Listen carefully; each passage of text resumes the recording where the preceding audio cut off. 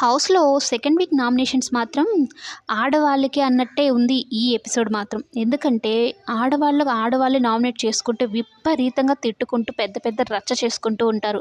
మగవాళ్ళు మాత్రం వాళ్ళు పడే గొడవలను చూసి ఆశ్చర్యపోతూ ఉంటారు. ఏంటబ్బా ఈ గొడవలు అన్నట్టుగా. ఇక సీతకి, ప్రేరణకి ఫస్ట్ నుంచి పడకుండా వచ్చేసింది. ఆ గొడవలు కొనసాగుతూనే ఉన్నాయి.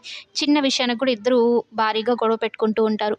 అయితే సీత ఒక మాట అంటుంది. మీకు బయట ఫ్రెండ్‌షిప్‌లు ఉండొచ్చు. దాన్ని ఇక్కడ కంటిన్యూ చేసుకుంటూ మీరు మీ గేమ్‌ని ఆడుకుంటున్నారా అన్నట్టు మాట్లాడుతూ ఉంటే, బయట ఫ్రెండ్‌షిప్‌లు ఇవన్నీ ఏంటండి మీరు మాట్లాడేది? మా క్యారెక్టర్‌ని తప్పుపట్టి మాట్లాడుతున్నారా అంటూ ప్రేరణ కూడా గొడవ పెట్టుకుంటుంది.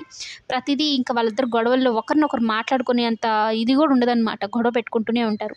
ఇక సోనియా కూడా సీత మీదకి ఒక ఆరోపణ చేస్తుంది. అంటే విష్ణు విషయంలో కావచ్చు, చెత్తబుట్టలో ఉన్న ఏ దాంట్లో ఉన్నా మీరు చేయాల్సిన పని మీరు చేయాల్సిందే. మీ క్లాన్ ఓడిపోయింది కాబట్టి మేము చెప్పింది మీరు చేయాల్సిందే అన్నట్టు మాట్లాడుతూ, అలాగే పర్సనాలిటీ డివిజన్ లేకనే నీకు ఇలా మాట్లాడుతూ ఉన్నారు మీరు. మీ జోకులు మీరు అన్నట్టు మాట్లాడుతూ ఉంటే, నువ్వు ఎక్కువ మాట్లాడకు అంటూ సీత, సోనియా ఇద్దరు గొడవ పెట్టుకుంటారు.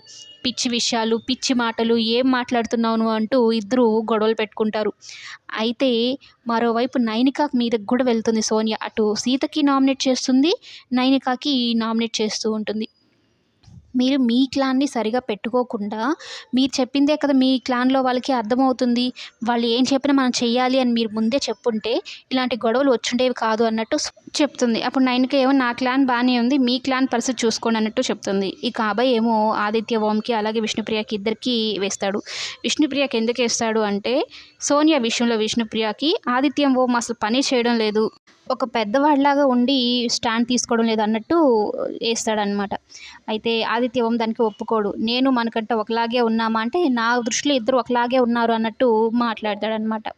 ఇక ఆదిత్య ఓంకి అదైతే నచ్చదు. మొత్తానికి అభయ్ విష్ణుప్రియకి అలాగే ఆదిత్య ఓంకి నామినేట్ చేశాడు.